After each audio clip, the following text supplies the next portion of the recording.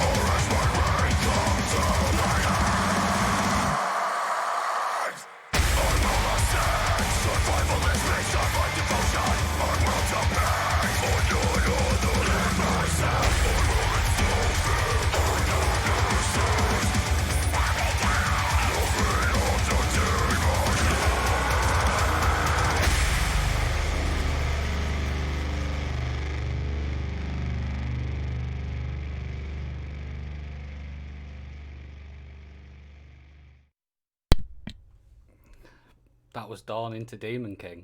I can just tell by the chat it is absolutely. Hello 999 High have died. Yeah, it's just that good.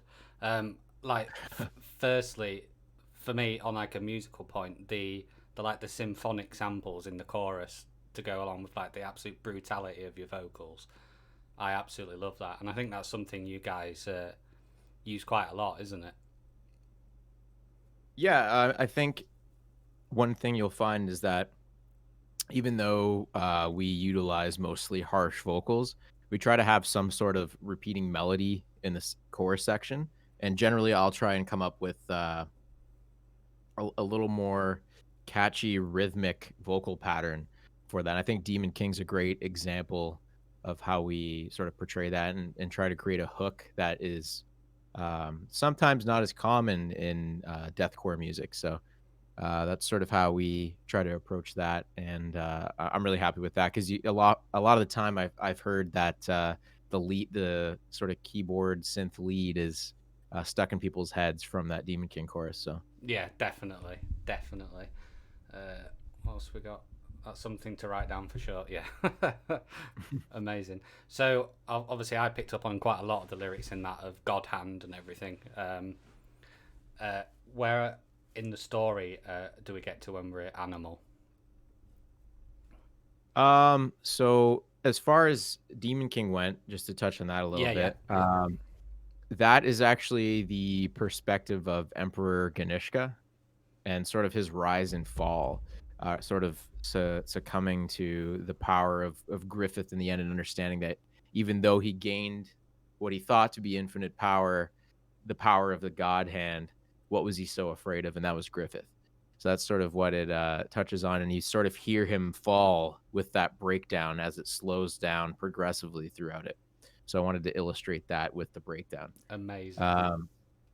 So as far as Animal goes, we go back to Guts' perspective here, and this is actually thematically one of two songs that sort of are intertwined at the beginning and the end of the record, and it discusses the inner demon that Guts faces, which is the beast of darkness. And in this scenario, he overcomes the beast and sort of puts it aside and is able to continue his humanity and not fall to it. So that's sort of, it's more of a positive spin on that, and you'll hear that in the lyrics of the chorus. Amazing. Here we go. Enjoy, everyone. This is Animal.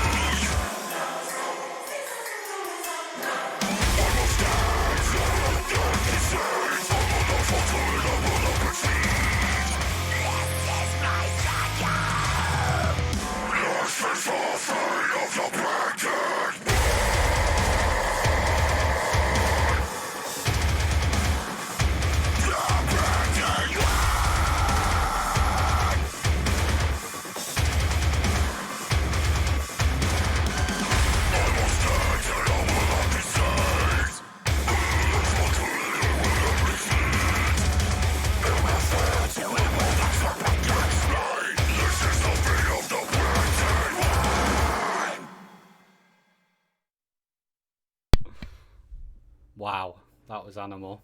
Uh, that is actually, I've held off the actually listen to the album to do this, so I've kind of like blown away. Okay. So I have heard Animal, and it hit even better the second time. Absolutely incredible. Um, I love that comment. You know, when the choir starts, it's time to die.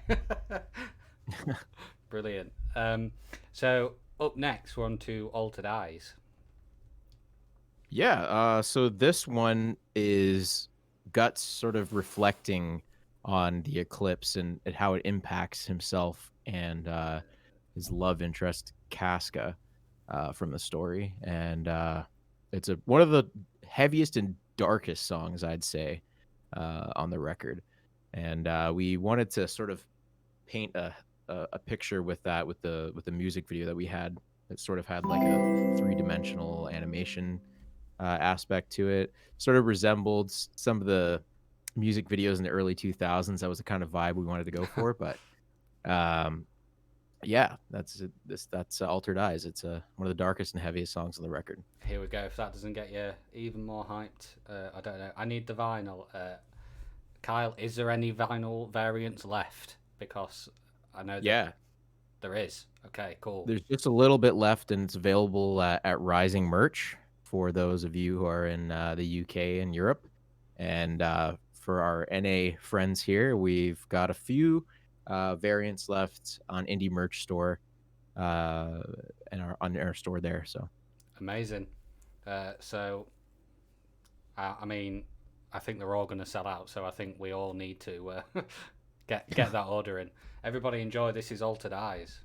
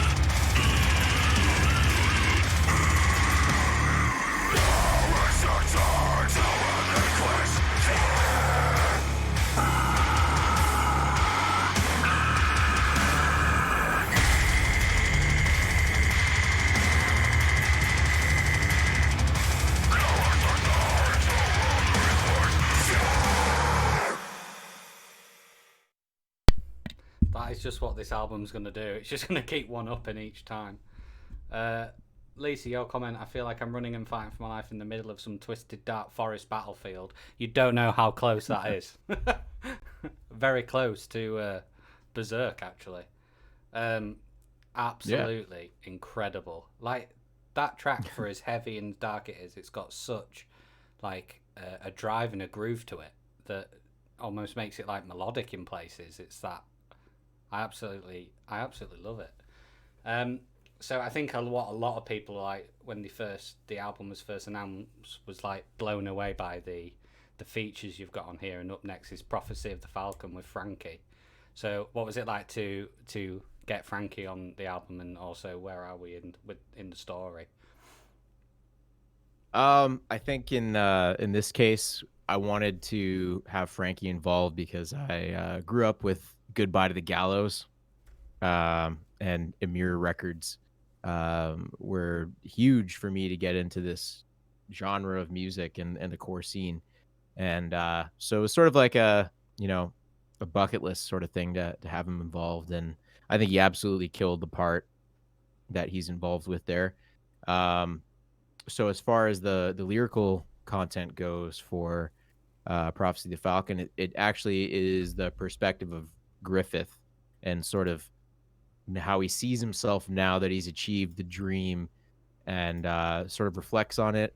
And then it sort of connects with the interlude, which comes right after, called Perfect World. So it's sort of his mindset to becoming Femto, and now what he's going to do, that he has his own kingdom called Fantasia. I love it. So we'll play Prophecy of the Falcon featuring Frankie from Amir, and then we'll go into Perfect World as well, and then we'll come back after that. Enjoy, everyone. Sounds like good. I said, if you've got any questions for Kyle, drop them in and we'll ask them. Here we go.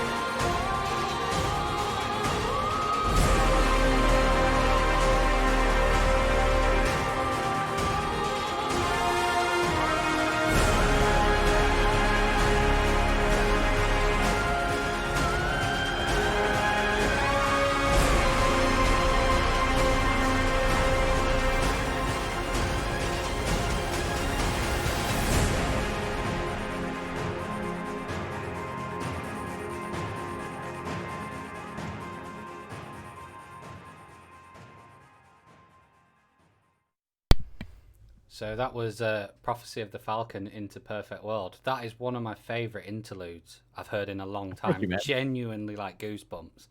And everything you said about how it honestly paints the scene. It's absolutely incredible. So cinematic. It's funny because that was not something that was planned. And then we heard the song, and when we put them together, I was like, wow, that's just perfect. It just worked out exactly how I wanted to in my mind. Yeah, absolutely perfect. I agree. Now we're on to what a lot of people are very, very excited about. It's the next feature, and you've obviously got Ben from Shadow of Intent. So, again, what was it like getting someone that's obviously so loved in the scene vocally? Yeah, so Ben, we had sort of developed a relationship with him. We went on the Melancholy Winter tour for their record release back in early January of 2020, and just hit it off. And I was doing some a guest part, the infamous part that Ben has on uh, Reclaimer, the record Reclaimer. So I was doing that, and then he was also doing a guest part in our song Charlotte off God Hand. So um, we did that every night, and then we just kind of hit it off, and I had to hit him up and have him be a part of this record because although we have similar approaches to vocals, we do sound pretty different, I think. So that was sort of the idea behind all these features, is that I wanted someone that either sounded quite a bit different, it could add a new flavor, or they were from a different sort of genre of metal or sect of metal, I guess. Yeah, like a different dynamic to your vocals as Mhm. well. Yeah, and Heretic Prevails, that's the song. Sorry, I blanked. oh god, yeah. Everyone remembers that video of him tracking that. Crazy. Yeah. So Mortal Vessel, story wise, where are we at? So this is actually the second part of the Animal series, I guess you could say. And this time the beast starts to take over. And there's sort of straightforward kind of growls that paint the picture, but the beast starts to pop its head in with the more sort of guttural, gritty vocals that you hear, and then Ben sort of takes the perspective of the beast at the end now that he's fully taken over. So that's sort of the concept I had, sort of a battle between Guts, which is the regular growls, and sort of the more guttural, brutal growls, or the Beast of Darkness. So I think you'll hear that when you hear the song. I know, But, I know. that's I've the said it concept. before, but as a huge Berserk fan, this is just honestly, it's the coolest kind of concept, and it's just perfect for metal. Enjoy, everyone. This is Mortal Vessel featuring Ben. Let's go.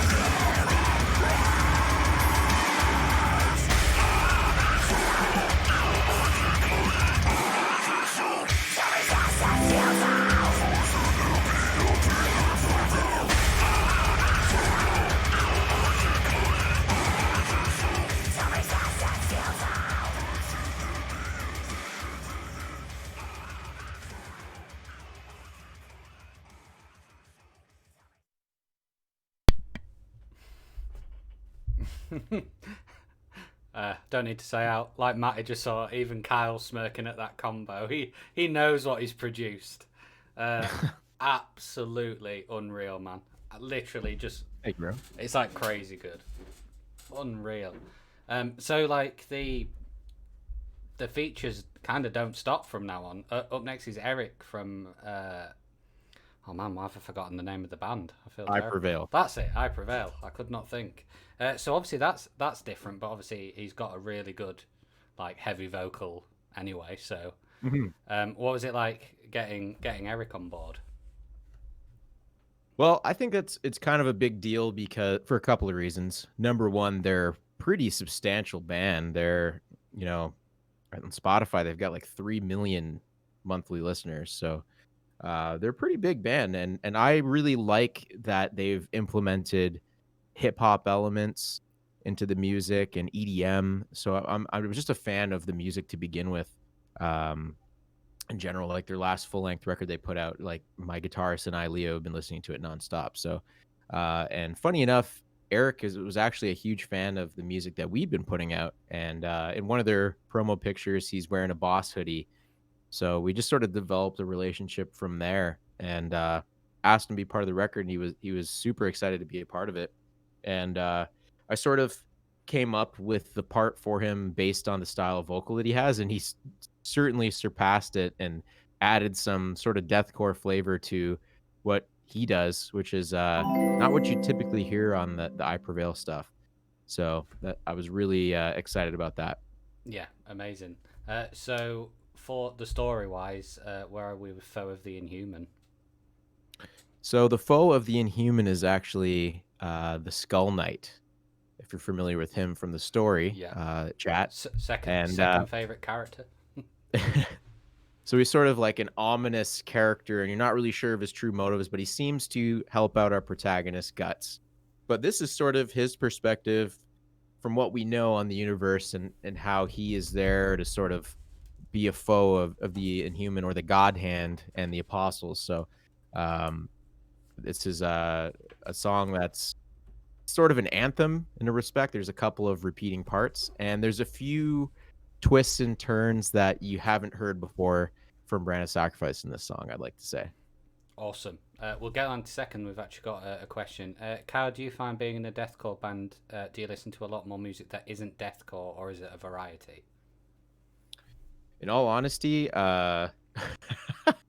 Brad Seed, he's our marketing manager in the chat. Shout outs to him. He sort of hit the nail on the head with that. I do listen to a lot of ASMR, but that's not really music, I guess, but it's how I fall asleep a lot of the time. But I do listen to music that's outside of metal, especially when I'm trying to write. I try to avoid listening to metal in general. So a lot of this record had influences from like hip hop and stuff for the vocal patterns, and pop music in general. So I think for as far as the vocal style went, I definitely picked up influences from bands we've toured with, and other releases that are current, but I tried to put my own spin on the style of vocal that's sort of popular these days. And then I sort of omitted some things that I'm not a huge on with the sort of standard of deathcore right now with vocals. And I think the main thing that I focused on the most though was writing solid hooks and focusing a lot of my mid screams and the enunciation with them. I love that. Brad has also said if you if you only knew how much Drop Dead Gorgeous I made Brand of Sacrifice listen to on the Oh Shadow and yeah, Intent tour. that tour we listened to mostly like MySpace classics I in love it. general. Actually, we listened to a lot of Winds of Plague too. Nice. Amazing. Right, I know a lot of people I Prevail fans in the chat, so this is a really cool part of the album. Enjoy everyone. This is Foe of the Inhuman.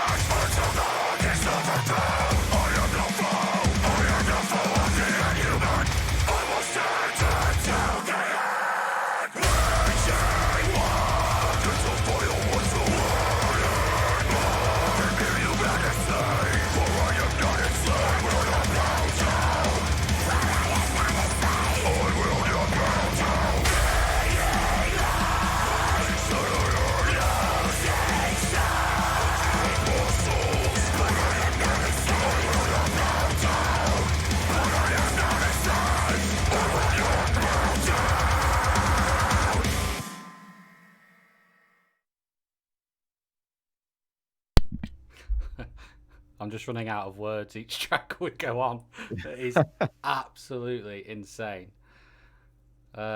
Also, it's hard not to like proper laugh my head off at the same time from the absolute hilarity of Leo and Brad's banter. Amazing. Honestly, I thought that was so cool to hear Eric like that. Like if you Yeah, he's he nine to slayed it. five, he does not sound like that. So the fact he's got that in his locker just shows how good he is. That's crazy. I think he might have to start a little deathcore side project. I agree. I definitely agree after that. So next, this I am so glad I've like held off because this guy, in my opinion, is one of the best in the business. Up next is Vengeance with Really sure is. Jamie Graham, legit like legend for me. He can just do everything. So what was it like getting Jamie? So we had a pretty good relationship with Jamie since we used to be on a label called Unique Leader Records, which he is the CEO of. So we knew that we had to have him a part of this record. So um, I sort of came up with a melody to have him perform there, and he absolutely destroyed it. He's got some of the best like pitch screamed singing in the business. Like he rivals the best in the game for sure. I mean, he's been a staple, especially in the UK, with the various bands he's been with over the years, whether it was Solosis or Heart of a what was Coward. that? Heart of a Coward, yeah, and then now Viscera. Yeah, He's a he's part of that. So unreal. he's super, super talented. So we knew we wanted him to be a part of this record because I was also on the Viscera record for a guest vocal. So we sort of traded off in this sense. So one quick note about the last song, though, Foe of the Inhuman. There's actually some clean vocals in there. Really? If you can hear them in the chorus. They're sort of tucked in behind the screams. So there's a little bit of a melody that's sort of chanted. So I recorded myself singing that chorus about 10 times, and we popped it in there as sort of like a big chant. So I love it. that's something interesting with that. For anybody that doesn't know, Kyle is also an absolutely incredible singer as well. Thank you, man. Like incredible singer. Like I've said to you, I loved you in the After Image. So yeah, the guy can do it all. So this is Vengeance, everybody, featuring Jamie Graham of Silosis, Heart of a Coward, Viscera, absolute legend of the scene. Enjoy.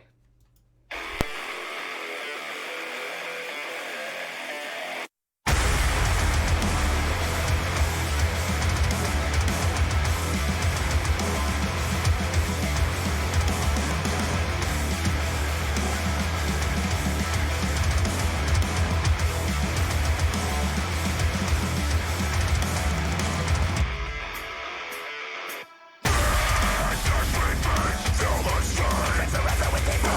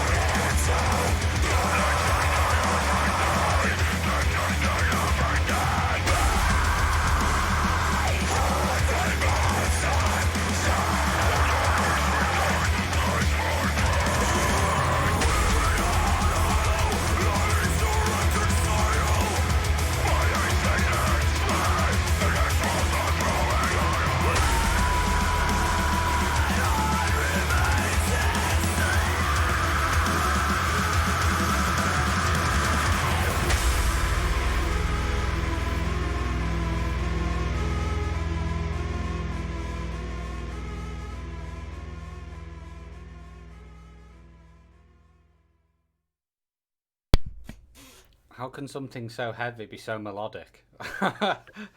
Absolutely incredible. Wow.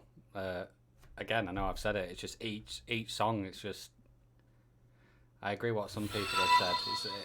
This is almost like too perfect of a heavy album.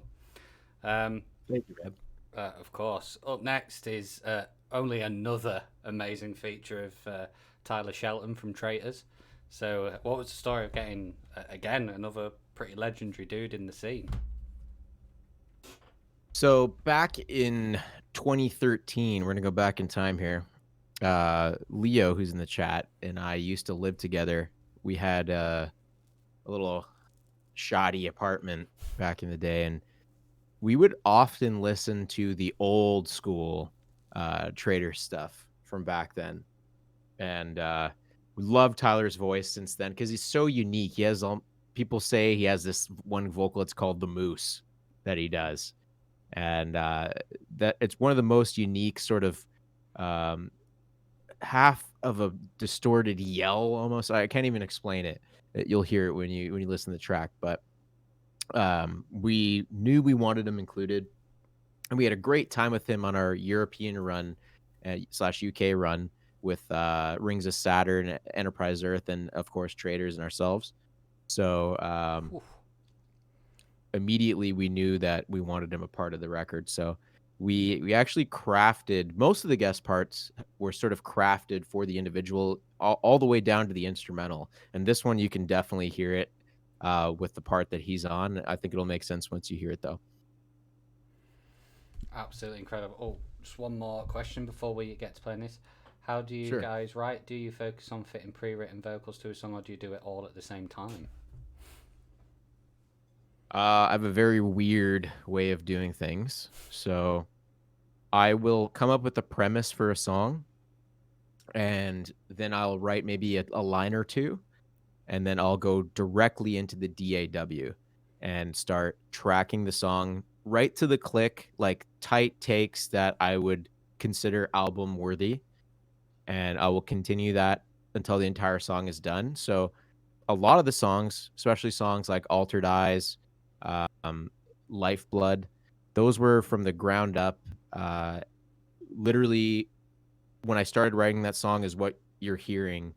The end, there was no pre-production before that. Like all those vocals are from the beginning to the end of the writing process that you're hearing right now. Amazing. This is Ruin Everyone featuring Tyler from Traitors. Moose Call.